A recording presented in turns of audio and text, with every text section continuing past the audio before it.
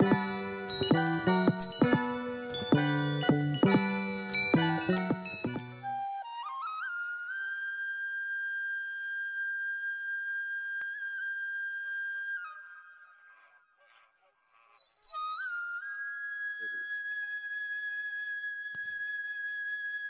যে মাটি দেখছেন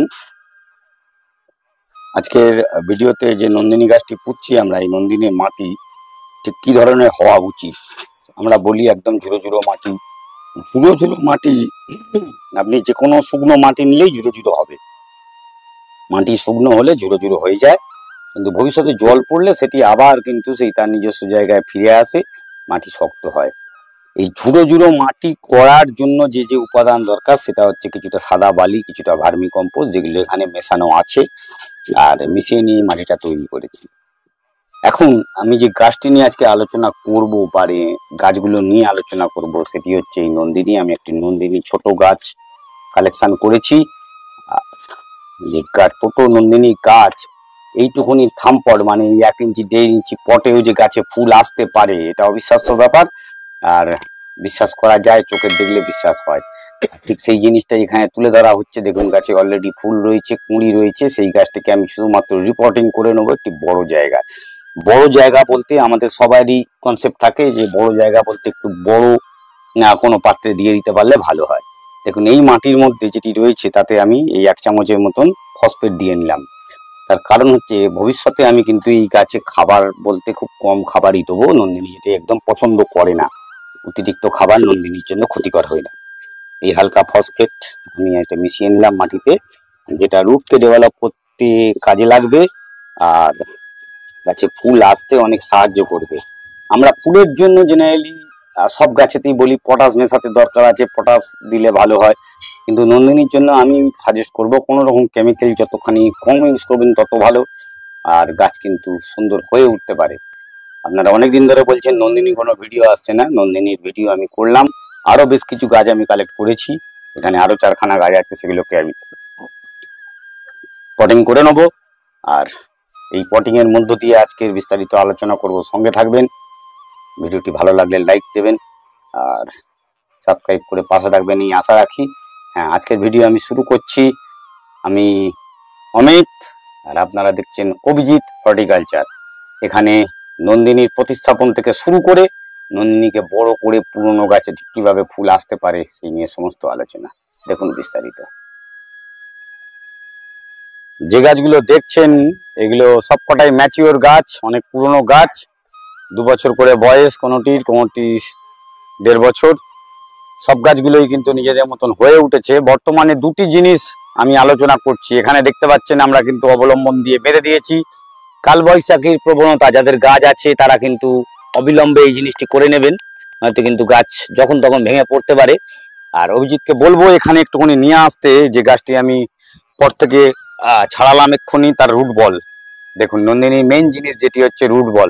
এতটুকুনি গাছে ফুল ফোটার জন্য যেটি দরকার পড়েছিল সেটি হচ্ছে রুট বল। নন্দিনী যত ভালো রুট ডেভেলপ করতে পারবে, নন্দিনীর রুট হয় না বলেই গাছ হতে চায় না, যত ভালো রুট ডেভেলপ করবে তত ভালো গাছ হবে। এটি আমরা বারবার একটা কথাই বলেছি, আর তার প্রমাণ এখানে আপনার চোখের সামনে একদম দেখতে পাচ্ছেন তার রুট কিভাবে কতখানি ম্যাচিওর রুট তৈরি করেছে।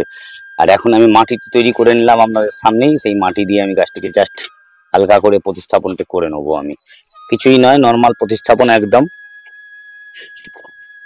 অতিরিক্ত জল, অতিরিক্ত খাবার কোনো কিছুই প্রয়োজন হয় না। আর এই যে খাবার দিয়ে ভার্মি দিয়ে গাছটিকে পুঁতে দিচ্ছি, এটি মোটামুটি আশা করি তো বর্ষা পেরিয়ে দেবে এর খাবার, এর রুট বল আবার নিজে থেকে তৈরি হতে। তা আমাকে অতিরিক্ত কিচ্ছু নয়, এতেই গাছটি রেডি হয়ে থাকবে। এখন গাছটি একটুখানি ঝিমিয়ে পড়েছে, তার কারণ হচ্ছে এই রুট বলের মধ্যে গাছটি ছিল, জল অল্প ছিল, আর যেখান থেকে তোলা হয়েছে সেখানে একটুখানি শেকড় নিচের দিকে নেমে গিয়েছিল, সেই কারণে ঝিমিয়ে পড়েছে গাছগুলো। কিন্তু ভয়ের কিছু কারণ নেই, গাছ জল দিলেই আবার বিকালের মধ্যে রেডি হয়ে উঠবে। আসুন দেখে নেওয়া যাক এর পরবর্তী পরিচর্যা। গাছটিকে বড় করলে কি পরিচর্যা করব। এই যে গাছগুলো দেখতে পাচ্ছেন স্বমহিমায় নিজেদের মতন করে দাঁড়িয়ে আছে, অতিরিক্ত প্রচুর পরিমাণে ফুল কুঁড়ি নিয়ে গাছগুলো দেখুন। এই যে গাছটি এর দেখুন ঝিমোচ্ছে, এই যে ঝিমিয়ে পড়া, এই প্রবণতা কেন আসে? এই প্রবণতা কিন্তু 2টি কারণে আসতে পারে। অতিরিক্ত জল, অতিরিক্ত জল, এই সানলাইট যখনই আসবে সেই সময় জল গরম হবে, সেই গরম হলে কিন্তু এটা ঝিমিয়ে পড়ার চান্সেস থাকে। ভয় পাওয়ার কিছু নেই, এই ধরনের জীবাণু কিন্তু রিকভারি হয়ে যাবে। কিন্তু এই নয় যে জল কম দেবো আমি, তাহলে কিন্তু গাছগুলো কিন্তু ঝিমিয়ে পড়লে পুড়ে যাবে, এই কুঁড়ি পুড়ে যাবে, তখন কিন্তু গাছ রিকভারি মুশকিল হয়ে দাঁড়াবে।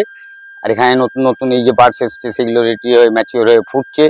এই ম্যাচুরিটি হওয়ার জন্য গাছে কিন্তু পর্যাপ্ত পরিমাণ খাবার যেমন দেওয়া রয়েছে, তেমনি জলও দেওয়া রয়েছে। এখানে কেমিক্যাল কিন্তু মডের ওপর যত কম দেবেন তত ভালো। কেমিক্যাল দিয়ে গাছ করার চেষ্টা করবেন না। হাড়গুঁড়ো, সিংকুচি, বায়ো পটাশ এর ওপরেই গাছটিকে রাখবেন। আর একটি জিনিস হচ্ছে তার উপাদান, মেন উপাদান ভার্মি, যেটি মাটির পিএইচকে বজায় রাখে। ভার্মি কম্পোস্ট আমরা জেনারেলি ইউজ করি, করতে বলি। ভালো মানের যদি ভার্মি কম্পোস্ট আমরা ইউজ করতে পারেন, যে কোনো ফুলের গাছকে, তার মাটিকে, ফুল হোক ফল হোক, তার মাটির যদি উপাদান সঠিক রাখতে হয়, ভালো মানের রাখতে হয়, তার জন্য ভার্মি কম্পোস্টের খুব প্রয়োজন হয়। এই ভার্মি কম্পোস্ট যদি দিয়ে রাখতে পারে, মাটির গুণগত মান ঠিক থাকে আর মাটির পিএইচ বজায় থাকে। মাটির পিএইচ বজায় থাকলে কি হয়, মাটির পিএইচটা যদি ঠিকঠাক রাখা যায়, গাছের খাবার খেতে সুবিধে হয়। গাছ যে খাবারটা ইনটেক করে, সেটি করার জন্য, নতুন রুট ছাড়ার জন্য খুব ভালো কাজ করে আপনার এই ভার্মি কম্পোস্ট। আর এই যে গাছ, এই যে জেনারেলি গাছ, নন্দিনী গাছে সেরকম সচরাচর দেখা যায় না কোনো রোগ পোকা, এর মধ্যে দেখা যায় না মিলিবাগ, এর মধ্যে দেখা যায় না আদার, শুধুমাত্র লেদা পোকার উপদ্রব সবসময় থেকে যায়। এই লেদা পোকাটা যদি আপনারা একটু, কেন এই গাছ ঝোপালো নয়, এই গাছ খুঁজে আপনি যখন তখন দেখে নিতে পারবেন কোনো গাছে কোনো লেদা পোকা আসছে কিনা। আর এই লেদা পোকা যদি আপনারা একটু সরিয়ে দিতে পারেন, তাহলে গাছ কিন্তু খুব সুন্দর আকার ধারণ করতে পারে। দেখতেই পাচ্ছেন, বুঝতে পারছেন গাছটি কি রকম ঝোপালো হয়ে উঠেছে। এই ফুল শেষ হলে গাছ কেটে দিয়ে নতুন করে গাছ নিচে থেকে বেরোতে থাকবে। কেন নন্দিনী হচ্ছে পার্মানেন্ট প্ল্যান্টের মধ্যে একটি, যেটি যত পুরনো করে নিতে পারবেন তত ভালো। এখানে বছর দেড়েকের গাছ রয়েছে বললাম আপনাকে। আপনারা যদি ঠিকঠাক পরিচর্যা, মানে অতিরিক্ত পরিচর্যা নয়, ঠিকঠাক পরিচর্যা করে গাছকে রাখতে পারেন, তাহলে কিন্তু খুব ভালো হয়ে হবে। আর একটি জিনিস দেখাই, আমি মাটিতে একটু হাত দিয়ে, এই দেখুন মাটিতে আমি হাত দিচ্ছি। অন্যান্য জায়গার মাটি আপনারা দেখেন, আর এখানে মাটি দেখুন। এই মাটিটা জাস্ট সাইড থেকে একটুখানি কুচিয়ে তুললাম। মাটির মধ্যে খাবার যেমন রয়েছে, মাটির কিন্তু গুণগত মানও বজায় রাখা হয়েছে। এর মধ্যে হালকা সিন্ডার মিশিয়ে নিয়ে মাটিটা তৈরি করা হয়েছিল, যাতে না মাটিতে জল জমে যায়। হালকা পরিমাণ সিন্ডার যদি আপনারা ইউজ করতে চান করতে পারেন, কেন মাটির পোরাসিটি খুব প্রয়োজন এই নন্দিনী গাছের জন্য। যত পোরাস মাটি করতে পারবেন তত ভালো, জল যেন একেবারে না জমে। তার জন্য ভার্মি মিশিয়ে হোক বা সিন্ডারের ছোট কুচি, যেটা 2-3 mm সাইজের সিন্ডার, সেই ধরনের সিন্ডার দিয়ে মাটি করে নিতে পারবেন। আশা করি জিনিসটি আপনাদের বোঝাতে পেরেছি। আর পরবর্তীকালে নন্দিনীর আরো নতুন নতুন যেগুলো আসছে, সেই সব জিনিস নিয়েও আলোচনা করা হবে। আর সঙ্গে আছেন আপনারা। আর একটা জিনিস এই নন্দিনীর যেটি বলা খুব দরকার, ফাঙ্গিসাইড। আমরা সকলেই বলি গাছেতে ফাঙ্গিসাইড প্রয়োজন হয়, কিন্তু নন্দিনীর সেইভাবে ফাঙ্গিসাইডের প্রয়োজন হয় না। কারণ আমরা মাটিতে গুলে যদি ফাঙ্গিসাইড দিয়ে দিই, মাটির কিন্তু গুণগত মান নষ্ট হবে। এইখানে ফাঙ্গিসাইডের জন্য আপনাদের ফাঙ্গাস দূরীকরণের জন্য একটি ভালো জিনিস বলে দিই আজকে। একটি কাজ আপনারা অবিলম্বে করতে পারেন, সেটি হচ্ছে গুঁড়ো হলুদ।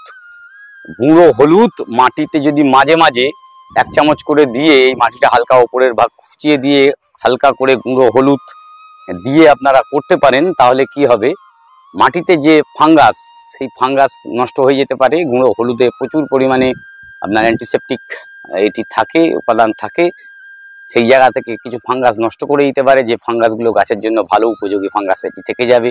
অনুপযোগী ফাঙ্গাস নষ্ট হয়ে যাবে। আর তার সাথে করে যদি আপনি মনে করেন সাব পাউডার বা আদার্স দিয়ে দেবো, তাতে মাটি, গাছ হয়তো ভালো থাকবে, গাছের কিছু ক্ষতি হবে না, গাছের খাবারটি নষ্ট হয়ে যাবে। যে ফাঙ্গাস গাছকে খাবারটি দেয়, এই ধরনের ফাঙ্গিসাইডগুলো সেই সব ফাঙ্গাসকেই মেরে ফেলতে পারে। এই জন্য ফাঙ্গিসাইড ব্যবহার থেকে বিরত থাকুন। পেস্ট হলে পেস্ট কন্ট্রোল করুন, ইনসেক্ট হলে ইনসেক্টিসাইড ইউজ করুন। অতিরিক্ত খাবার দেবেন না, কেমিক্যাল থেকে বিরত থাকুন, জৈব পদ্ধতিতে গাছ করুন। বিশেষত নন্দিনীকে জৈব পদ্ধতিতে খুব ভালো রেজাল্ট পেতে পারেন, এই আশা রেখে আজকের ভিডিও এখানেই শেষ করছি। পরবর্তী ভিডিও আবার দুপুর 1টায় আসবো অমিতের সাথে, অভিজিৎ হর্টিকালচারে। নমস্কার।